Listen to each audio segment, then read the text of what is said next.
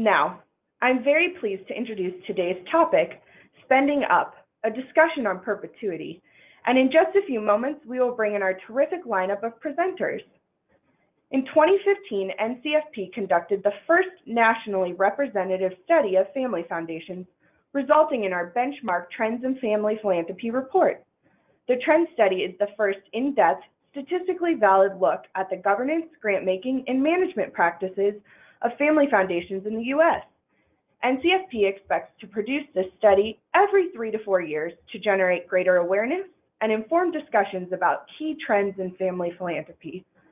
Our first report was based on the nationally and statistically representative sample of 2,500 family foundations with assets of $2 million or more, or annual giving of $100,000 or more. Through this study, NCFP has identified 7 key trends to watch in family philanthropy. One of the most important trends is an increasing awareness that planning on operating in perpetuity is no longer the default choice for new donors and existing foundations. The Trend study found that overall throughout the field, 30% of foundations have decided to operate in perpetuity, and less than 10% of foundations have decided to spend down their assets. However, among foundations created since 2010, 20% have already decided to limit their lifespan. These results appear to indicate that more family foundation donors and boards are considering a variety of questions associated with making this important decision.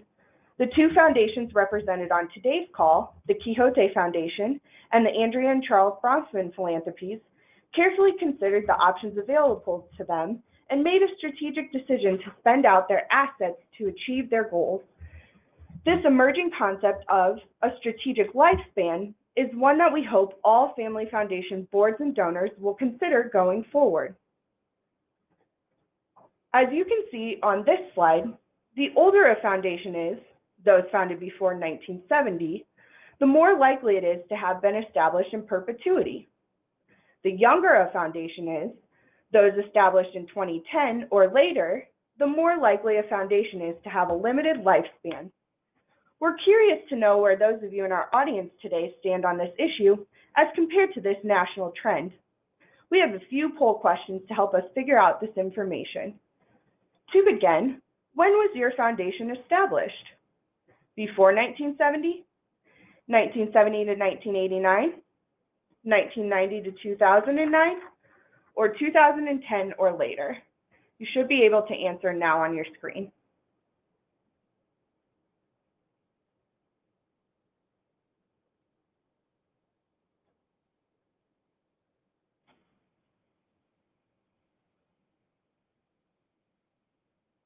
Couple more moments and then we'll close the poll.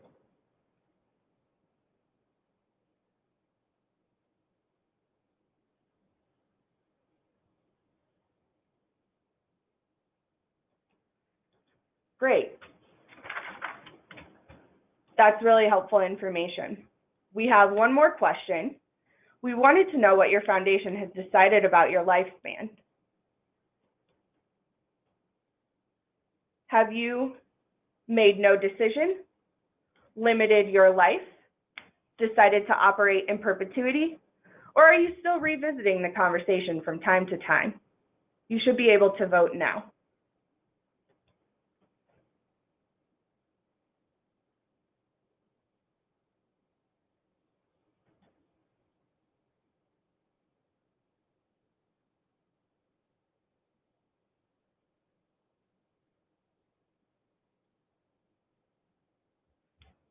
The poll will be open for a few more moments.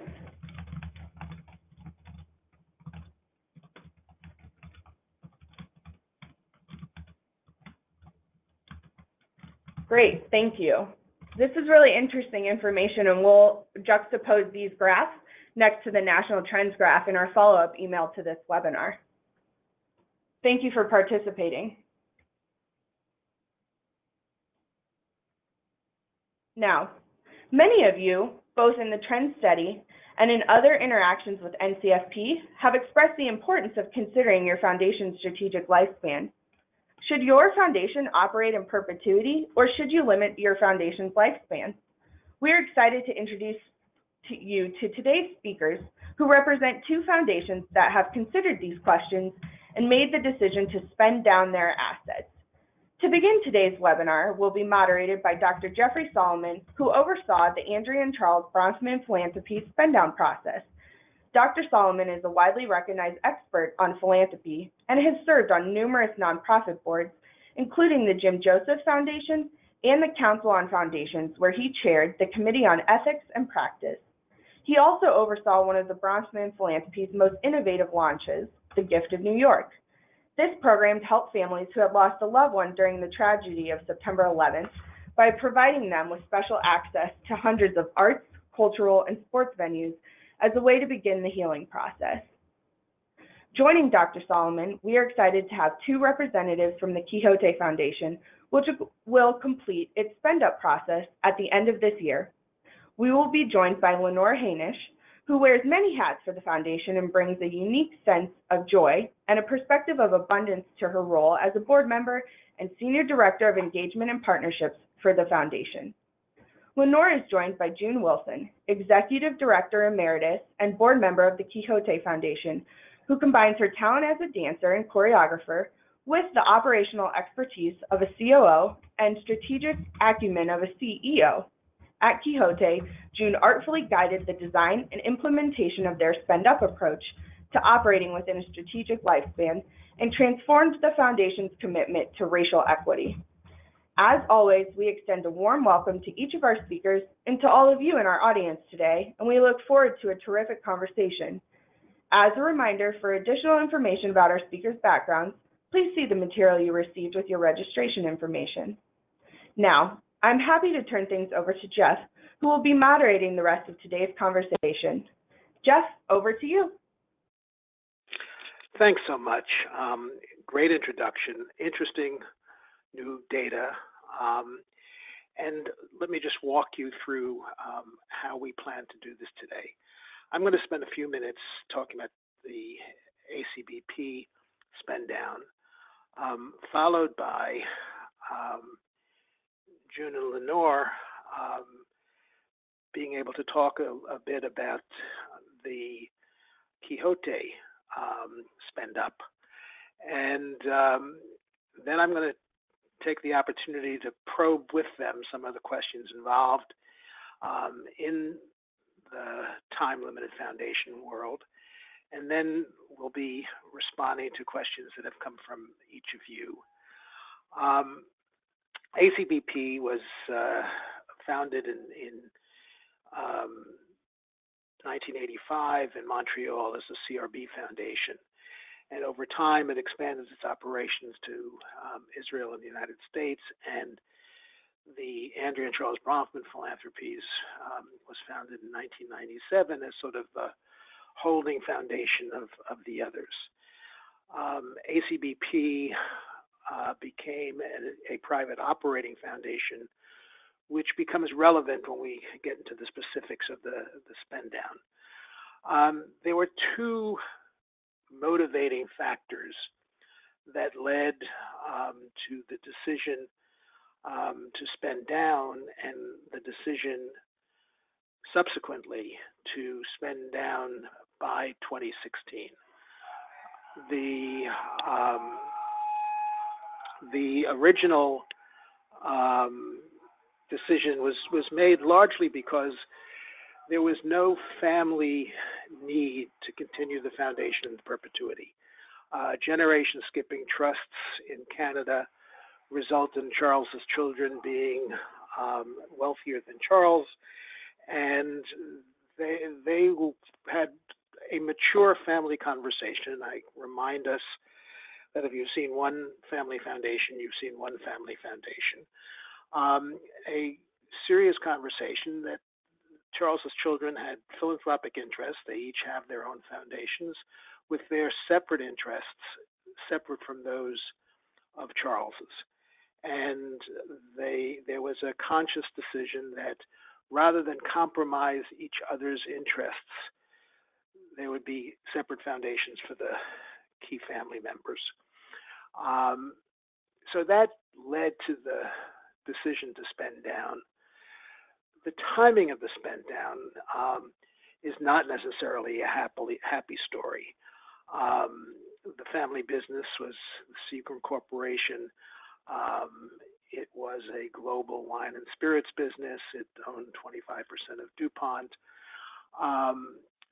But as the third generation of the family took over its management, there were significant changes. It's been well documented. The changes resulted in the merger with Vivendi, a French water company, and the business annals describe the meltdown of Seagram. That's especially relevant as 60% of the foundation's assets were in Seagram stock. And so basically overnight, the foundation assets were cut in half.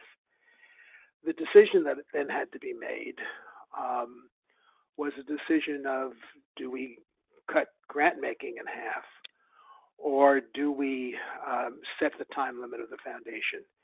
And we decided to do the latter, and ironically selected 2016, which was 15 years from that point, as the date for three reasons, all of which proved to be invalid.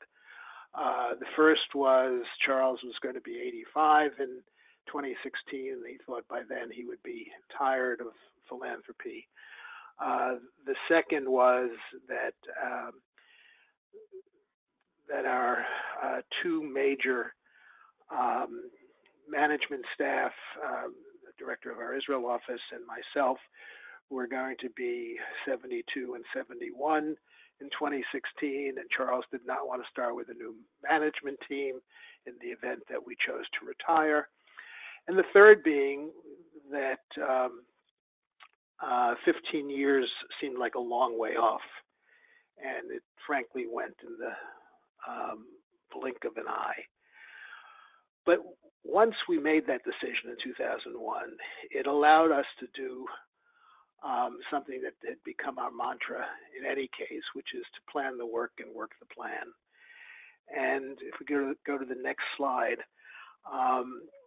the planning really involved letting our staff and our other constituents, including grantees, know with adequate time. Now, as an operating foundation, we had incubated 9 programs and agencies, and that incubation project required that each of them become their own 501c3 with active boards, with diverse funding sources, and with total independence long before we spent down. In addition to providing the funds, being the primary funder of these programs, each of the incubated programs received their back office services from us. So accounting, personnel management, all of these other things were done through us. So we started that process in 2008. By 2010, we engaged Cambridge Leadership Associates to consult with each of them to help them, one, accept the reality of the spend down, and two, be sure that they were up to speed in areas of governance and financial management and diversity of funding sources.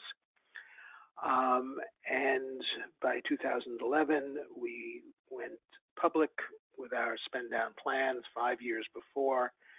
By 2012, non-central grants ended, with each grantee having had at least 3 years notice, and these were basically smaller grants proportionately to the budgets of those agencies. And can we go to the next slide? What is interesting is twofold. One, we were able to dramatically reduce our grant making over time. And before 2007, I was saying that directing a spend down foundation is like landing an airplane or an aircraft carrier. There's this huge sea, and you've got this large ship, and that if you come in too early or you come in too late, you're underwater. The 2008 financial crisis turned that aircraft carrier into a rowboat because, like so many other foundations, we lost a substantial part of our asset base. And frankly, the advantage of having a living donor who was totally committed to our fulfilling every one of our obligations resulted in his donating more funds to the foundation for us to be able to do so. And if we can go to the next slide, what is interesting, again, from the perspective of the incubation of a number of organizations, and we use our 3 core programs as example, what you can see is the red line illustrates how our grant making basically became a tinier and tinier proportion of the total budgets of those 3 largest programs. That to us was we were monitoring that as a piece of how we get to spend down. And so this describes some of the issues. I'm going to look forward to your questions, but looking forward more to June and Lenore's presentation about the Quixote spend down. Can I turn it over to the 2 of you? Hi, Jeff. Thanks so much. So this is Lenore Hanisch with the Quixote Foundation. And this is June Wilson with the Quixote Foundation. And just to briefly set up what is the Quixote Foundation, if you haven't scoured our website and aren't prepared to be tested, we're a small family foundation that was incorporated in 1997. And at the time, our founder, Arthur Stewart Hanisch, had a big dream in terms of wanting to go out and tilt at some windmills with, a relatively, let's say, modest to small size endowment. And he set us up in a way that we are able to have this conversation with you today. So we're small staff, we're based out of Seattle currently, and looking forward to talking with all of you. All right, well, thank you, Lenore, for that brief history, and I'm gonna get us started right into the conversation about the Quixote Foundation's spend up and a new kind of perpetuity. So the Quixote Foundation came to the decision to spend all of the foundation's assets in 2005. That decision set in motion our desire to reframe the message. Instead of focusing on the perpetuity of the organization, we began focusing on the perpetuity of our impact, the impact to our grantees, the impact to our colleagues, and the larger Quixote team. The intentionality meant, that kind of intentionality meant we had to be conscious of the language that we use. So the language of spend down focused the attention on the diminishment of resources instead of the fulfillment of our purpose. So we began calling our effort spend up. Our conversation about spend up then stopped being a conversation about limited life, but toward the idea of strategic lifespan.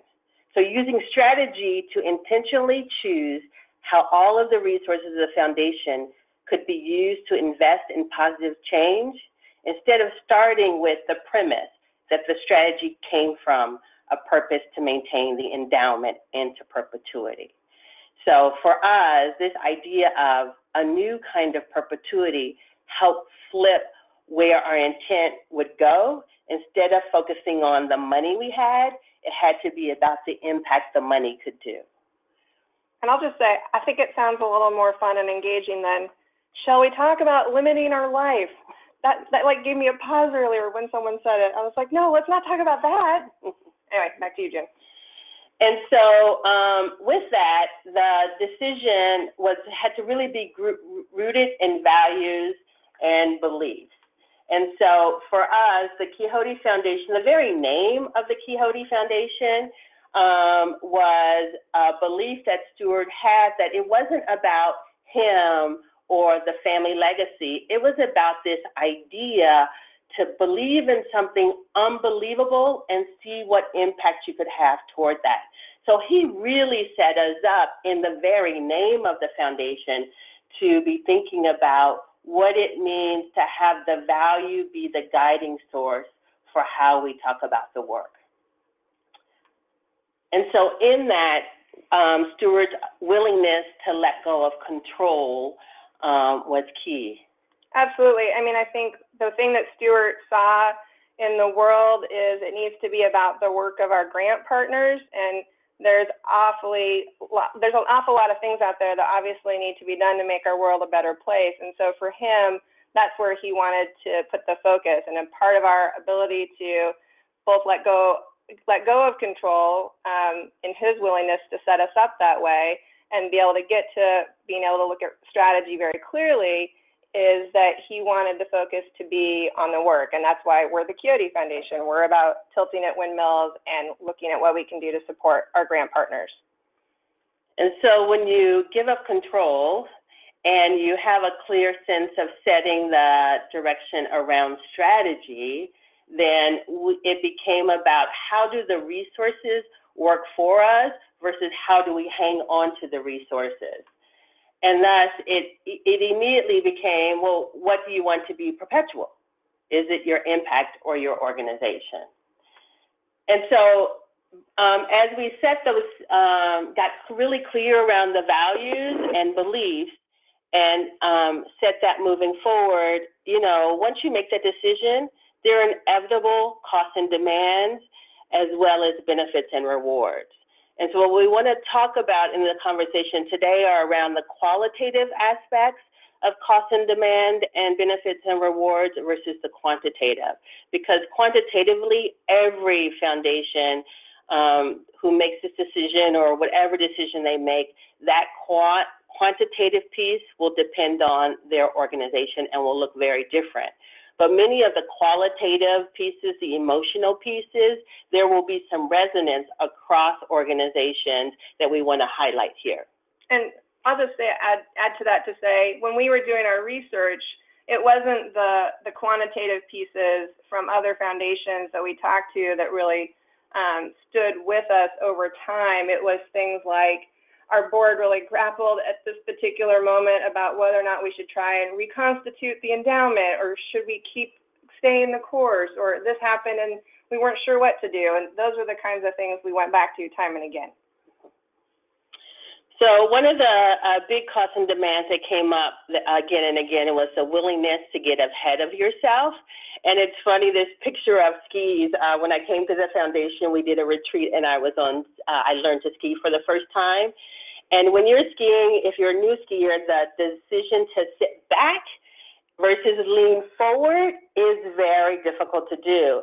But the idea of continuing to lean forward, to trust what you know, to trust your body, to trust the decision you made to go down the hill was in essence what we needed to do at the foundation. When the stock market dropped, it was like we made this decision. We were going to stay the course. We trusted it. So we needed to keep being willing to be ahead of ourselves, even when we couldn't see exactly where it was going to lead us. And the next cost and demand was getting comfortable with uncertainty. Yeah, so the thing that happened that was really interesting after we announced in 2006 publicly that we were making this decision, 2010. Oh, sorry. So we started talking about this by 2006 internally, my bad. And when we announced in 2010 publicly, the first question everyone kept asking was, well, what are you going to do next? What's your plan?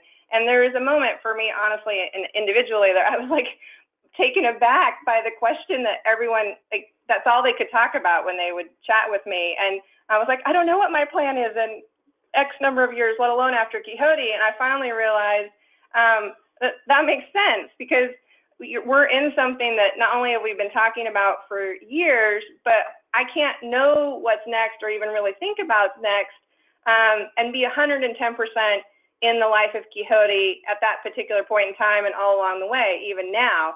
And so it means that you have to be very, very comfortable with the uncomfortable. And we don't really work in a culture or society where people are comfortable with that kind of uncertainty or like unknown. And that's something we've had to really work hard on. And then in addition to the comfort and uncertainty is the discipline to see it through even when it feels risky. And that is, all of these three costs and demands are very nuanced and similar, but this idea of discipline, this is a decision we made no matter what. Even though we don't know what's happening, even though one of our interest areas, it doesn't look like we're going to be able to have any real impact in the way in which we envisioned. But the idea of staying with it and knowing that the impact and the intent of perpetuity being an impact, we could consistently recalibrate that as our guiding star. And so while the costs and demands were there and continue to be there, the benefits and rewards really both balance out the costs and demands and allow us to keep moving forward. So some of the benefits and rewards, which we have a slide for. The now or never one. The benefits and rewards is about the now or never, a different kind of impact. So for us, it's so funny when I was thinking about this, these benefits and rewards also, when you feel them, it helps you get through the cost and demand. So for us, it was like, yay, this is like now or never. We get to lean in because there is no, oh, in 10 years from now or in 15 years from now. It's like we must do this now and imagine what impact now would look like, even when we knew we wouldn't see it all the way to the end. Right. And it's that kind of thinking that's really what I think helped us shape things in the beginning when we were talking about limited life and sunset versus perpetuity organizationally forever. For us, that actually wasn't the frame for the conversation. It was about, here is this amazing resource that we have an opportunity to interact with, and what, based on both what the founder wanted, but also what's in front of us and what we're investing in, what do we want to accomplish? And so we often get asked, well, why did you go this way versus that way? And that's not how we approached the conversation. It was about how, if we weren't here, if we could envision like the biggest success possible, what would that success look like? And that's what drove us to choosing strategic lifespan. And the now or never just reinforces, once you've made that decision, you're on this path to a different kind of impact. And then this, as you begin to see the resources diminish, and one does, one makes this decision, the power of it's no longer about the money going away, because we know that's going to happen based on the decision. It's about the momentum winding up, not down. And this idea of really winding up, not down, gave us such freedom to, begin to start talking with 2 years left about racial equity. It allowed us to say, this is what will get us to the greatest impact. The issues coming up around Black Lives Matter, the issues around racial equity, we have to get in front of this. We have to be able to talk about it as a team. We want to make sure our grantees are talking about it. And that was initially scary, like, really, we're going to start this now? But there is always opportunity, even in the decision to spend everything, to seize those opportunities when they are related to the impact that you're trying to achieve. And then that gets us to a new kind of perpetuity and the team moving on.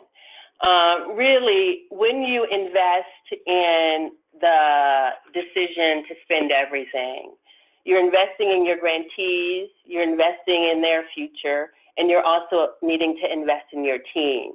Because when you stop looking at your role either as an employee, that this is a job or this is something for now, and you start seeing it as a continuation of your own life's purpose, it becomes very full, very enriching, and everyone gets to lean in, and the decisions that you make, not only about how you support your grantees, but the decision to be in conversation with your grantees, the decision to be in conversations with the team as part of their own interest, as part of their own desire to see things come through.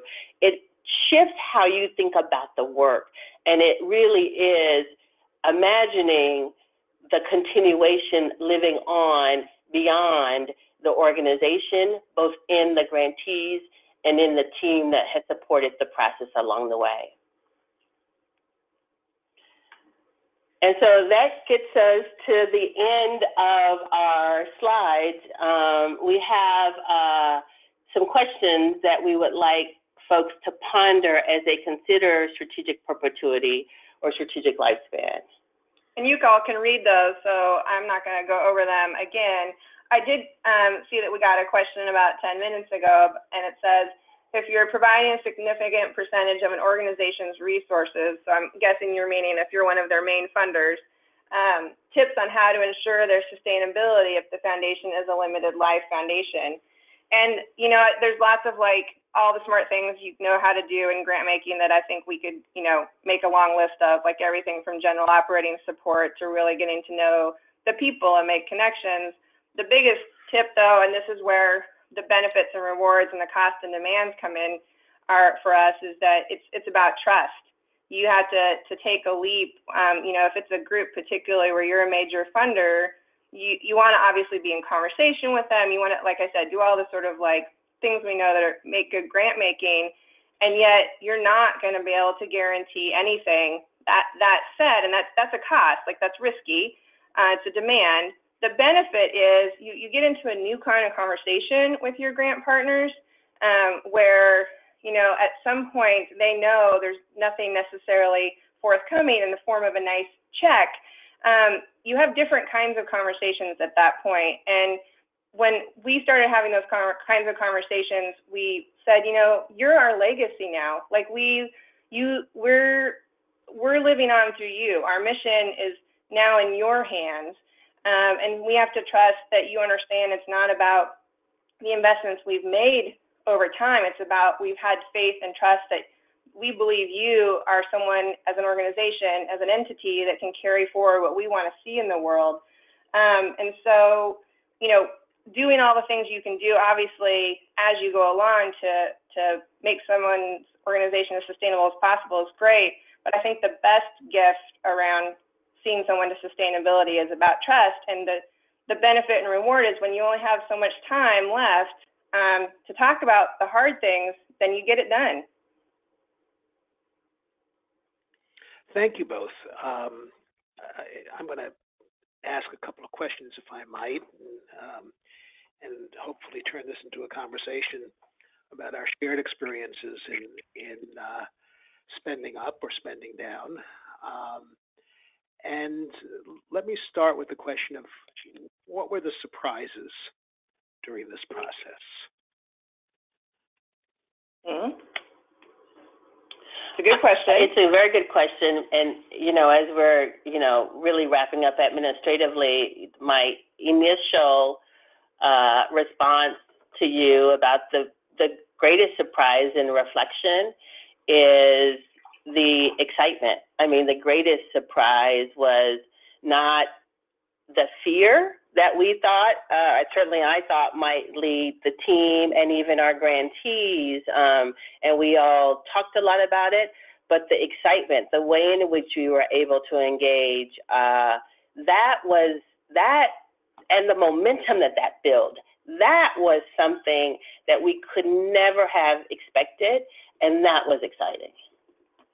Yeah, and I also think just on the more sort of nuts and bolts side, you know, you all make this intellectual decision, you know, however many years in advance. And so we all know change is about to happen. And I guess the thing I kept being surprised by, in addition to the excitement, which was really awesome that June mentioned, is it's surprising how surprised we can be by change, even when we've all committed to it.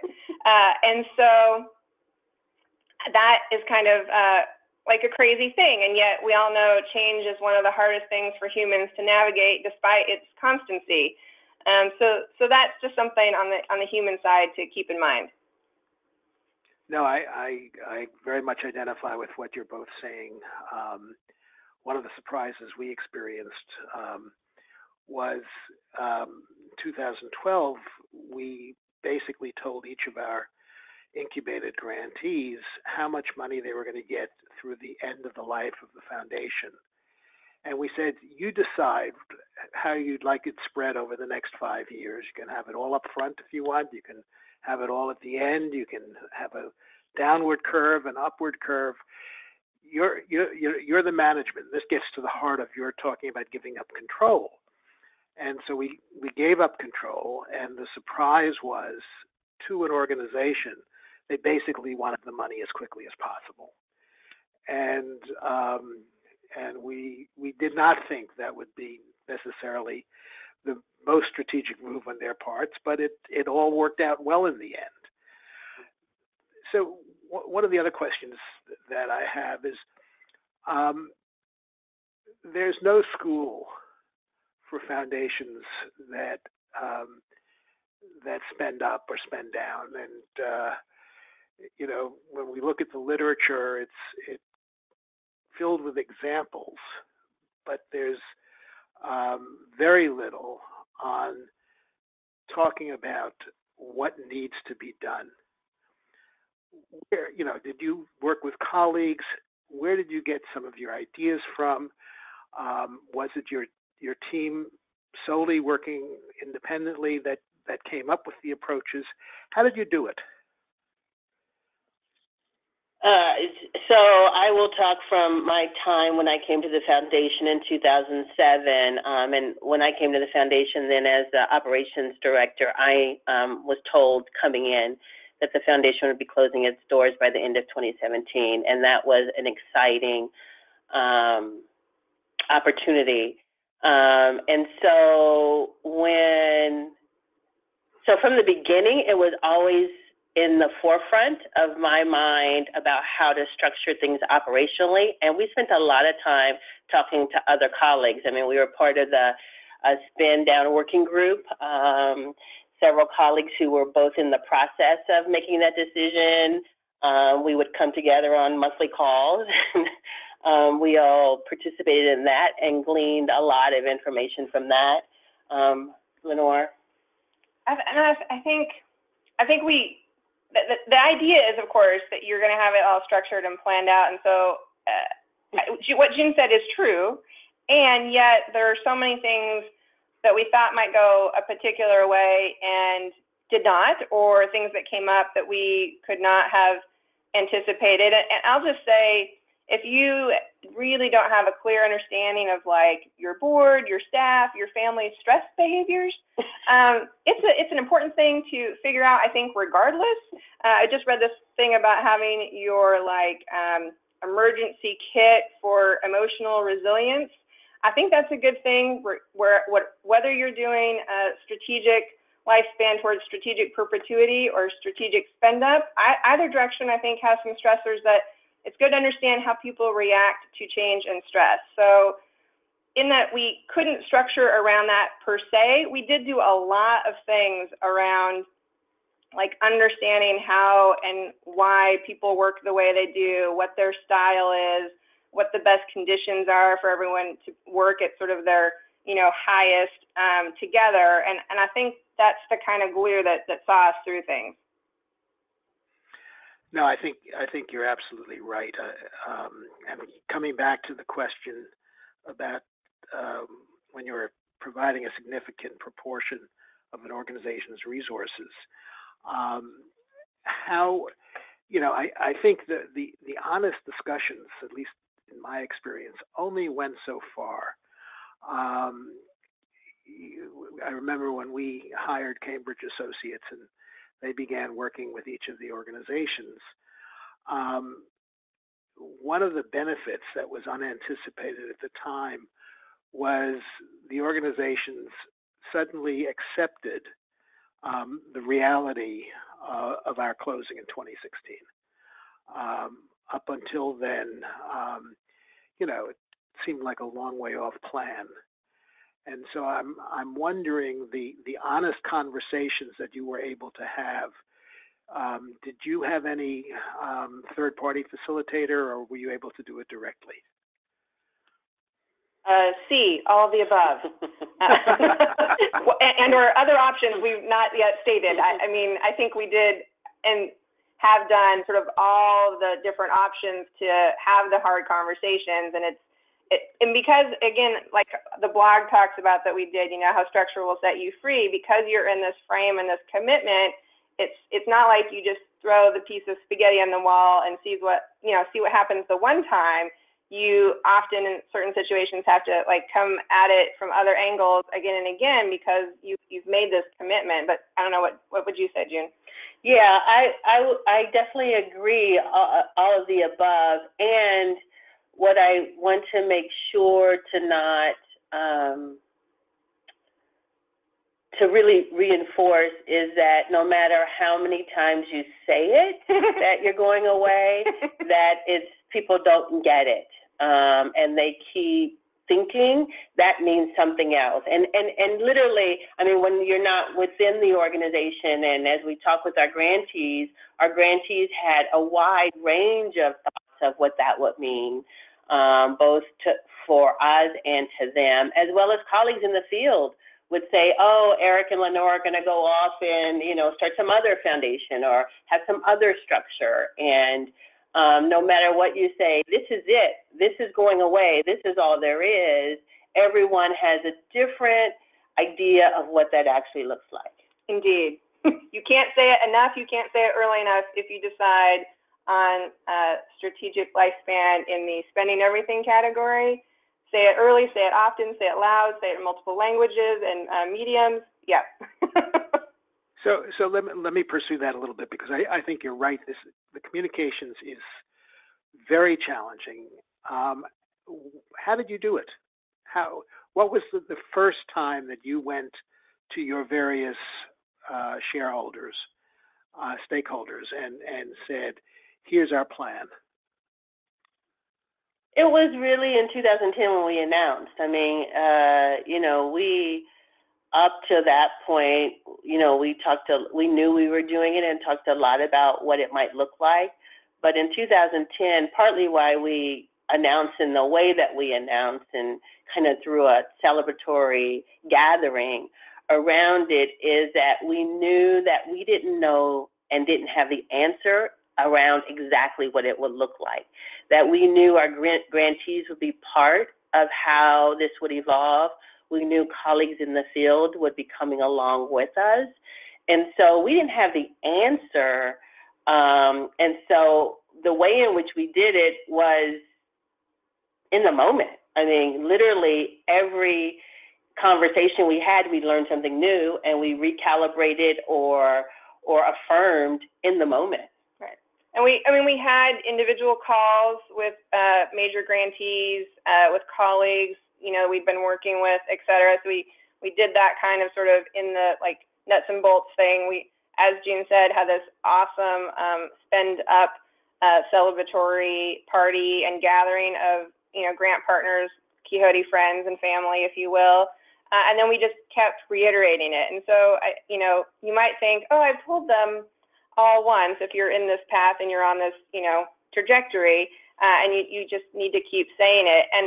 And sometimes that relates to the hard conversations, like particularly, the question about what if you're a major funder? We have, in one situation, certainly you could say major, sometimes only funder. And even though 2008 gave us an opportunity to really talk to all of our grant partners about, what does a sustainable development plan look like, and how can we help continue to make sure it's more sustainable for the future, especially when we watched, colleagues and organizations go away overnight after the crash.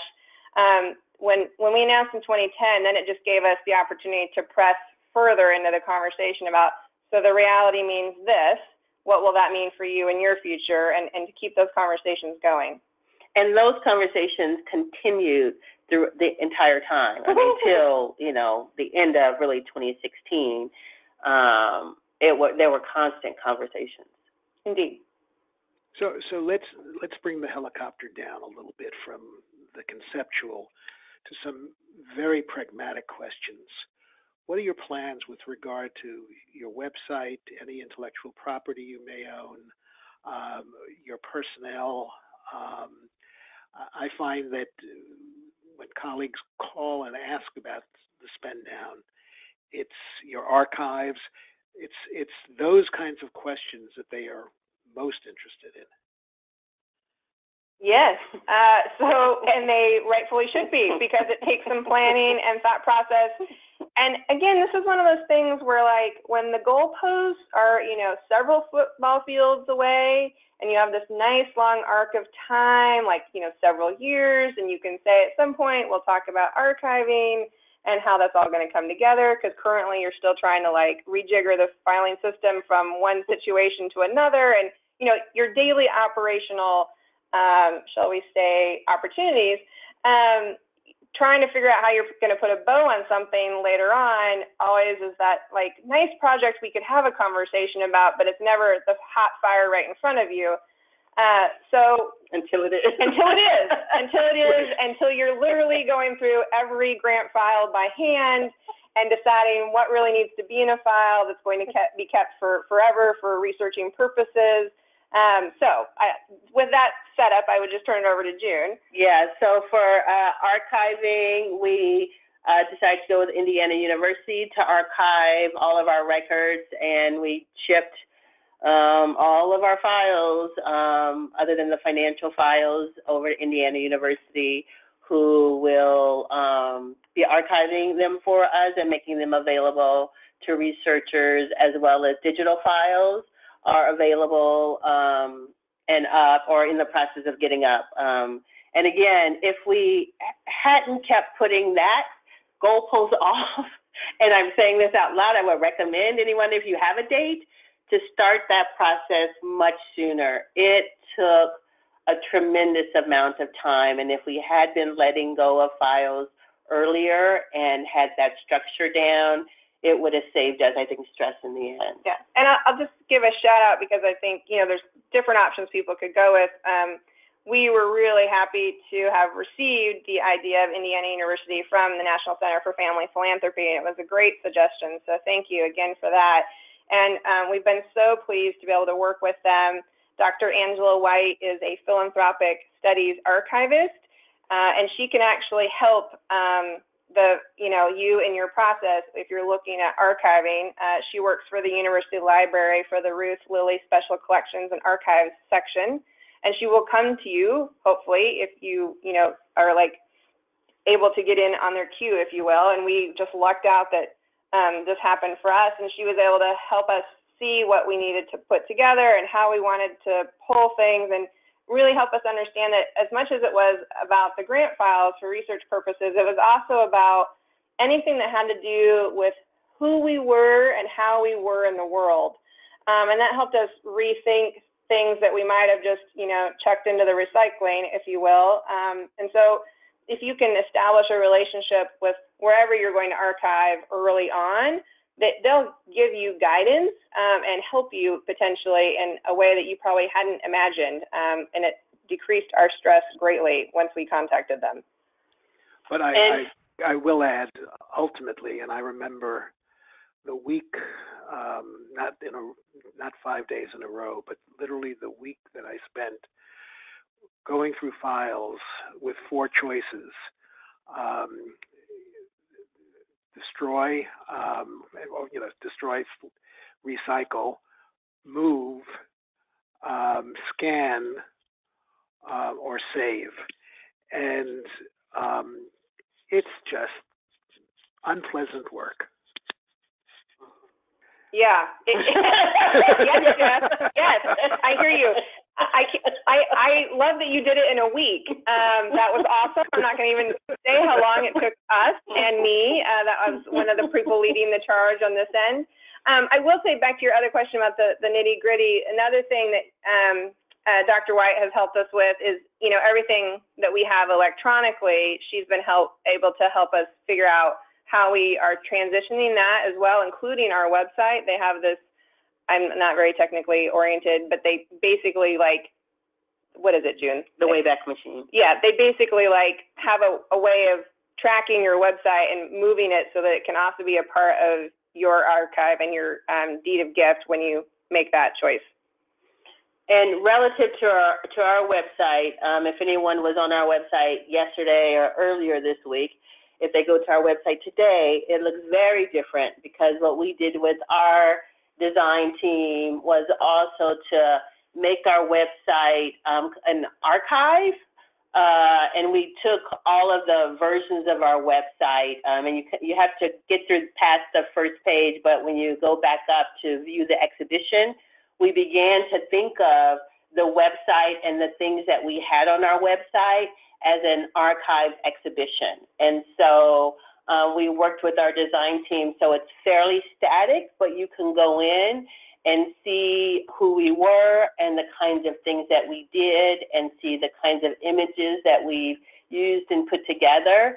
And that process, it took some time to do, but it's so fun to look at it and see it, and to see all of your kind of assets there. It was impressive. And so it will, again, the Wayback Machine, this will live on and be a fairly static site that people can keep coming back to again and again. We took off all the bells and whistles, all of the, because I'm not a techie, I won't have the right language, but it's very simple. Right. Because we can't anticipate what's coming down the line technologically speaking. We've tried to set it up so it can be a sustainable resource in and of itself going forward.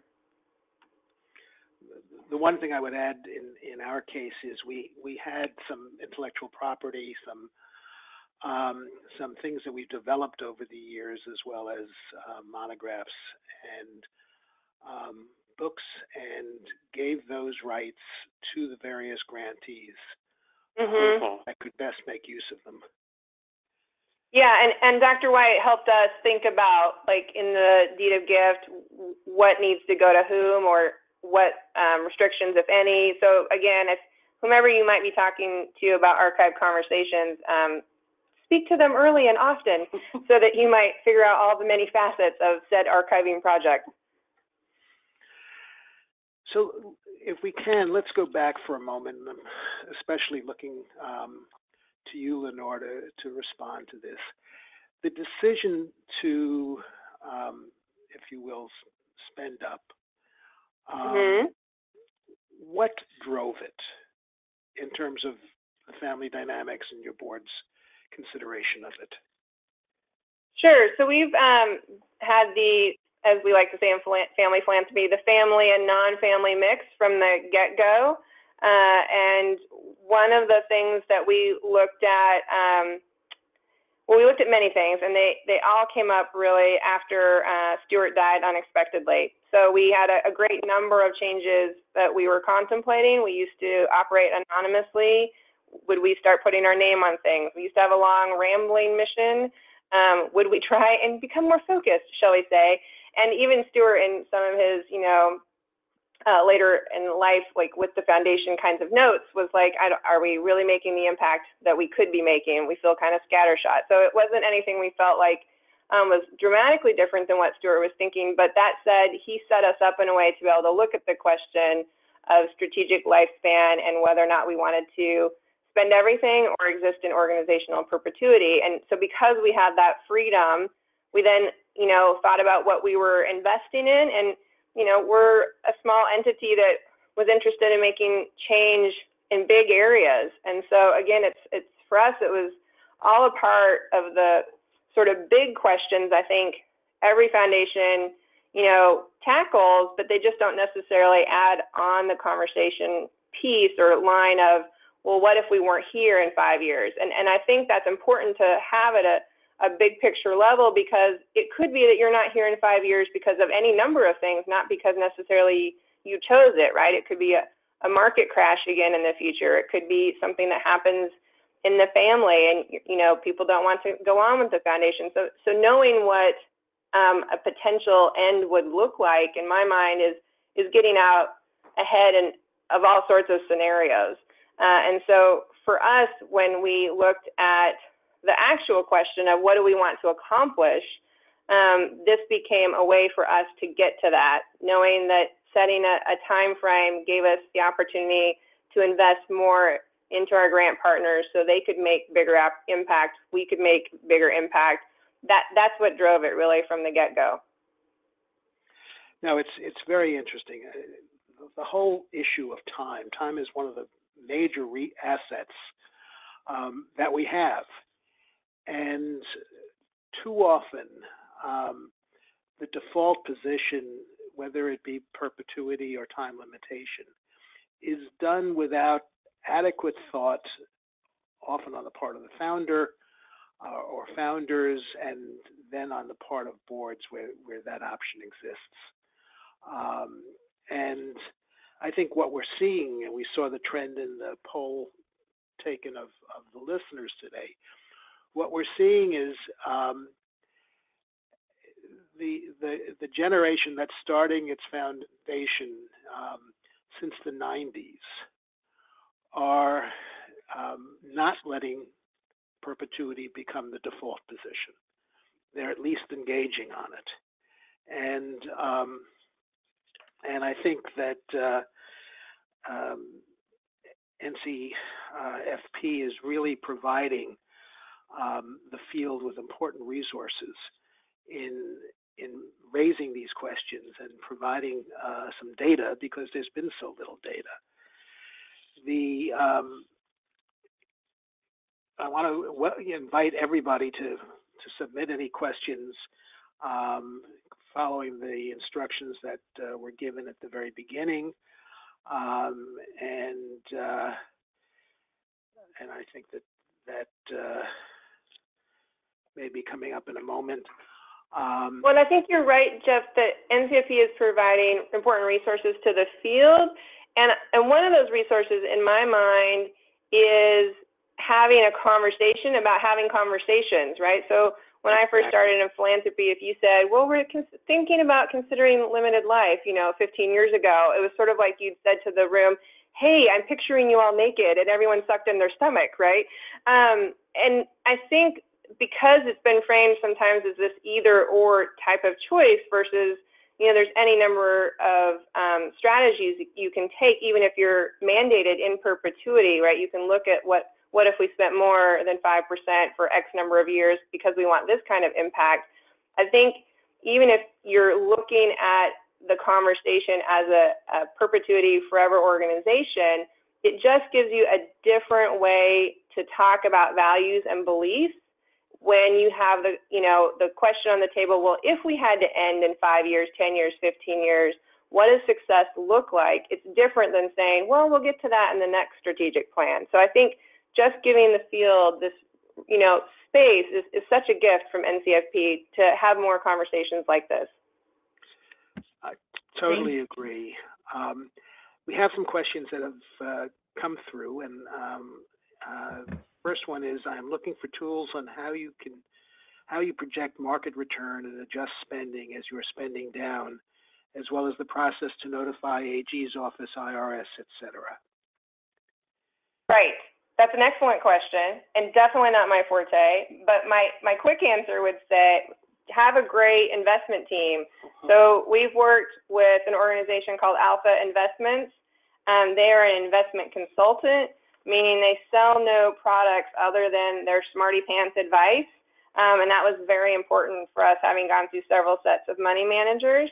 And so they took very seriously our goals and our beliefs and values around why we were considering spending everything. And they helped us in the beginning, both look at modeling as well as helped us shift over time where and how our assets needed to be deployed. So rather than giving like a specific tool, and I realized, based on the very literalness of the question, I might be giving an unsatisfactory answer. I would say the important piece is to start with a team that understands your decision and is going to support it all along the way. And around the Attorney General and IRS communication, we've talked to our lawyers and talked to them about the best way to approach that. So we will be dissolving at the end of 2017, but there are multiple different strategies, and legal advice can definitely help. And because they change from state to state, it would be remiss of us to say, this is what you should do. So that would be a false answer. Terrific. Thank you, guys. At this point, I'm going to turn it over to Rachel, who has a number of questions that have come in through the webinar site. Yes, thank you guys for your insights. You've given us so much so far, and this topic is clearly a huge thing to tackle, so thank you. Before we open it up to the audience questions that we've had come in, I just want to quickly remind everyone of our next webinar. It will be on Thursday, May 11th, from 12 to 1:30 on the topic of balancing family privacy and public trust, transparency in family philanthropy. While transparency is an important value and principle, what do you do when your foundation's privacy is also your family's privacy? How do we balance the need for public accountability with a family's right to privacy? What do the tough but important questions regarding transparency and accountability mean for family philanthropy, and how can foundations think strategically about these questions? This webinar will feature a discussion with leaders from the Russell Family Foundation who have developed an internal tool for considering all levels of transparency in family philanthropy, between the foundation and the public, between board and staff, and between generations. Our thanks to the Fund for Shared Insight for supporting NCFP's work in the area of transparency and family philanthropy. As always, NCFP funders and members of our Family Philanthropy Partner subscribers are invited to sign up today for next month's webinar at ncfp.org. NCFP is also excited to announce that our non-family staff peer networking group is partnering with Chris Putnam-Walkerlees to lead a series of conversations on cultivating an equity agenda in family foundations. If you are interested in participating in these conversations, please reach out to Jason Bourne at jason@ncfp.org for more information. Finally, please make plans to join us in Washington, D.C., October 18th through the 20th for NCFP's National Forum on Family Philanthropy. Early bird registration is now open for our friends, and more information can be found at ncfpforum.org. Now, as a reminder, to submit your questions, please use the question box on the control panel on the right side of your screen. We had a number of questions come in before this even began through our registration. So Jeff, I'll give you the first question, and it is, how should this topic be addressed, or should it at all, with a board who desires perpetuity but has not even considered this subject? How can I even begin to bring up this question with my board? You know, I think the education of boards toward trying to get the good governance that we all want in foundations is very critical. And using material that's been developed by NCFP, by the Foundation Center, by the Center for Effective Philanthropy, providing a board with a bit of an education, because you know many board members don't even know that time limitation is an option. So I think it starts with educating the board about the question of time as a strategic, important question for the board to be considering. I would not rush into those conversations, but rather let the conversations begin to bubble up as people start to think about what are the issues that they should consider in the question of the life of an organization, of a foundation.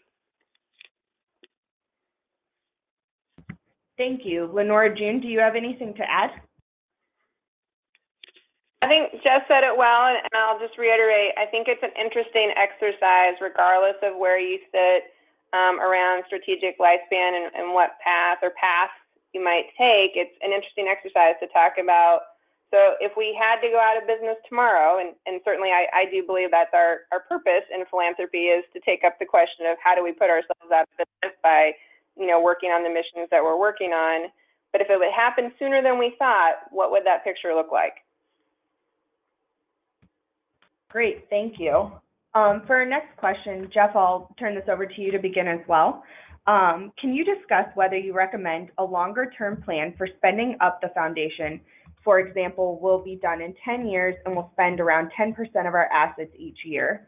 Or would you continue operating with relatively the same level of spending as we have been and have a much larger spend up the last few years? I think the more time you have, the better the plan can be. So, for example, it appears that if you spend 10% a year, if your plan is to spend down in 10 years, that you'll be gone, except you won't be. You still have the earnings on your corpus, so it may take 12 or 13 years at that rate of expenditure. But it's also the spending should be variable based upon the kind of grantees that you work with. If you're a meaningful part of their budget, you may want to be providing them additional funds for building their infrastructure. You may be wanting to provide them with consultation. You may want to help them with governance. And those are additional expenses of yours that you may want to have in time. So I think 10 years is certainly an adequate amount of time, but I think the more time that one has and the more one plans through every aspect of the spend up, the better it is for all stakeholders. Great, thank you.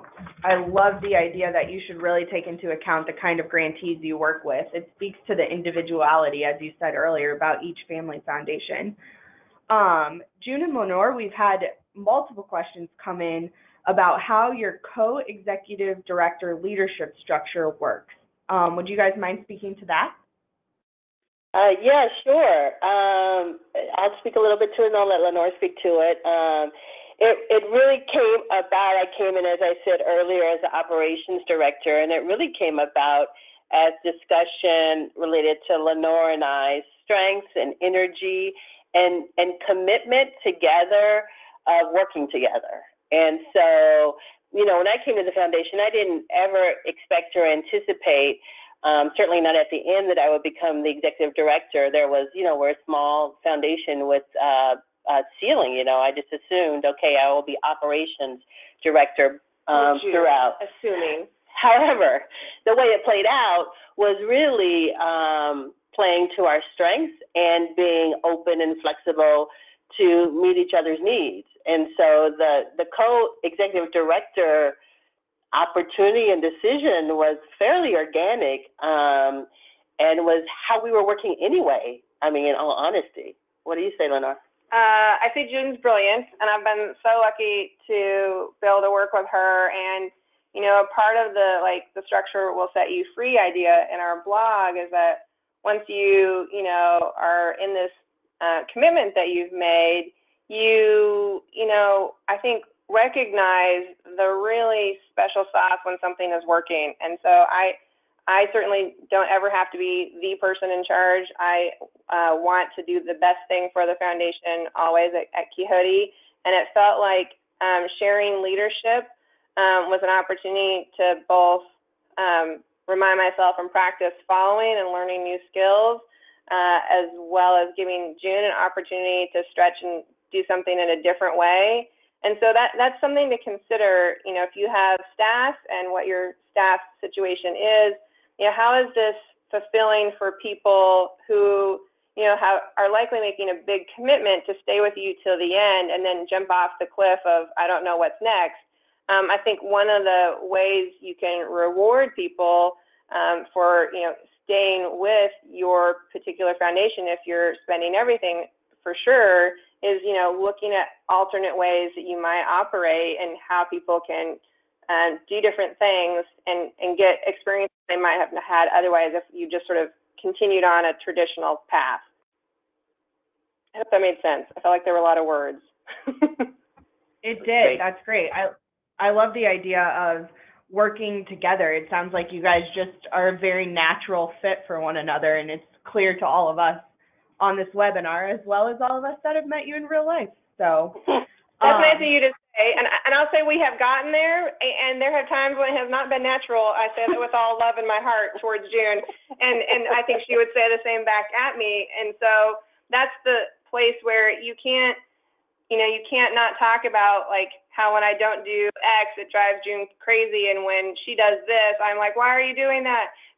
Like those are the kinds of things that get to natural, and that you can't ignore, particularly when you've made a commitment around this type of decision. That's fair. That's fair. Jeff, I'm going to turn it over to you now. One of the questions that came in is, what are the considerations of a second or third generation deciding to spend down what was not the intent of the original donor? Do you have any ideas for this person? Any advice? I think we all are in the position of trying to find the balance of between WWFD, what would the founder do, and what are current needs and current desires. And I think that is the responsibility of boards. And there are some boards that only think about what would the founder do, and these are generally the board members who knew the founder and who are trying to anticipate what the founder would have done at a moment in time, which the moment in time has passed. And, as Lenore pointed out before, the one thing we know never changes is the fact that everything always changes. And so I think the responsibility of a board is to take on those kinds of decisions and to try to find a balance between the fealty to the original donor and a sense of what is the best way of achieving the mission of the foundation.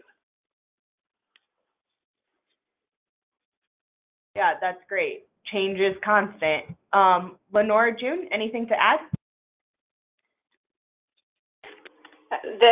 You, I think, have an opportunity when you know you're embracing a planned ending, if you will, in a structural sense, right, for an organization that not many people have. We don't plan endings to things very much in our culture, in our world. And so I think it gives you the opportunity by creating that structural decision to look at how you want to operate differently within that structure. That's a great answer. And the idea of planning and ending actually leads into the next question. Do you think there's a way for limited life to be connected to succession planning? And were you able to do this within your foundation? June, maybe we'll turn it over to you first. Can you say the question one more time, Rachel? We missed a word, I think. Yeah, I apologize. So the question came in, how can limited life be connected to succession planning? Are they connected? Oh, succession planning. Got it. Okay, we were having trouble with that one word. Yeah, absolutely. Because, succession planning is about sort of who's coming next, what's happening next. And limited life holds that same premise that all things don't continue into perpetuity, that there is a next evolution of something. And so, the way in which the time frame that we were able to build in and this overlapping that we created in terms of leadership succession, we tried to give not only sort of at the executive level, but at every level of the organization, an opportunity for people to think and be in conversation about what was next and how we would support what was next for them and what that looked like. Because there was no continuation of the organization, that succession was inevitable. What she said. Perfect. Jeff, do you have anything to add? The only thing I would add is for some limited life foundations, founders are thinking in terms of 50 years after her or his death. And part of that thinking is it provides for succession planning with people that she or he know, in family terms, right through the grandchildren's life. And that is an approach that is very different than perpetuity. We often forget perpetuity is really a long time. And ultimately, we don't know what perpetuity means. We can go back 200 years, 500 years, but things change so much that the concept of perpetuity is a nice legal concept, and it is appealing to each of our narcissism. But is it a practical way of doing business? And so I do think that there's a connection between succession planning and limited life that we're seeing more and more of in the way foundations are being designed. Great, thank you. We had another question just come in. This individual said, I believe there is also a direct connection with perpetuity and impact. Perpetual foundations play a vital role in the landscape of social change efforts. Why is this a diminishing trend? Why does it seem it's presented more often as a negative rather than a positive? Lenore, can we start with you for this one? Sure. I think I agree. I believe there's a direct connection between perpetuity and impact as well, particularly when people in a perpetual path are talking about the impact they want to have around their values and beliefs. And I hope today, and I know I can speak for Jean with this, it was not our intention at any step of the way to at all make the perpetual path for strategic lifespan seem negative. I think that's the great beauty of the ecosystem of philanthropy is we have a lot of different kinds of entities out there trying to make social change. And I will say, while I can't speak for the diminishing trend, I think people might just be looking at options differently in terms of legal options and how they operate more so than we have before. And I think that's in keeping with, like, I don't even know how to turn on my computer, right? We're all undergoing a lot of change in a way that we haven't maybe in the past.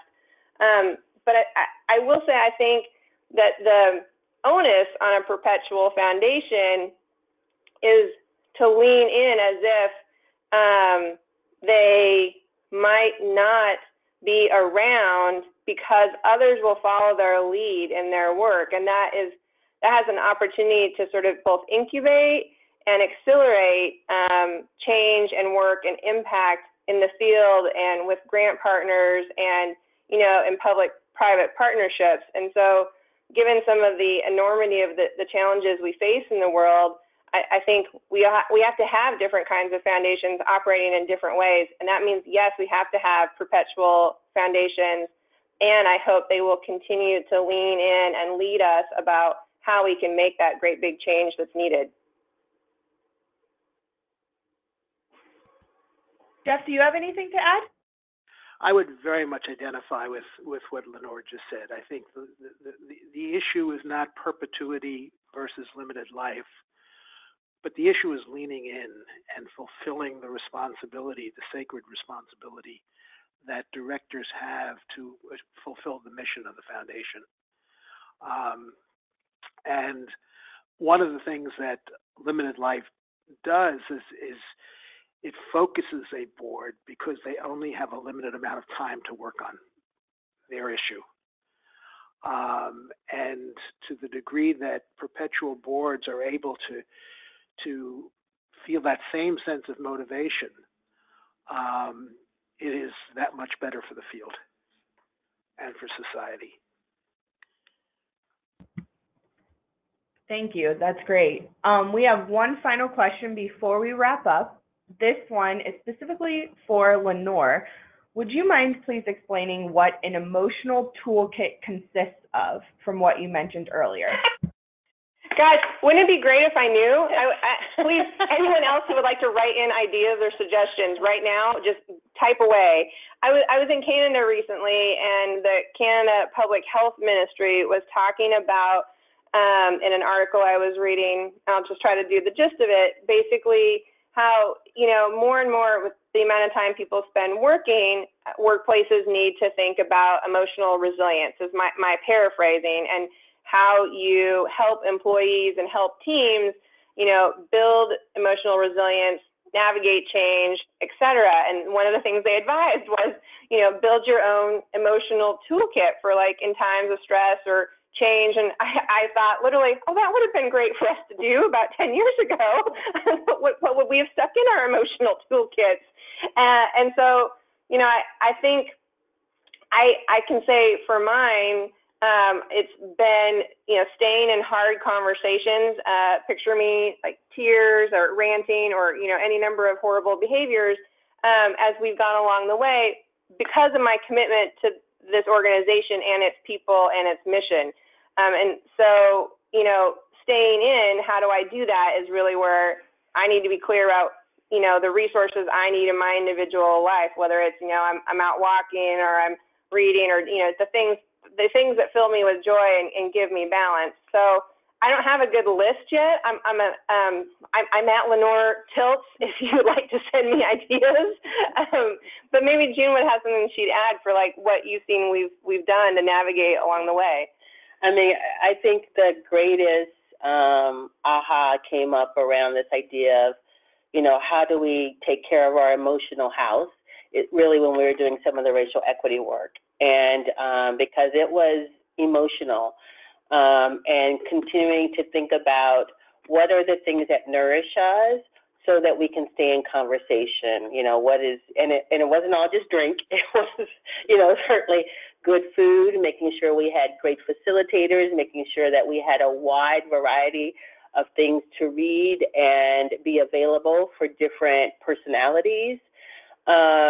And to always keep in the forefront, not only sort of the things that you need for learning and stretching the mind, but what are the things you need for taking care of the heart, the emotion.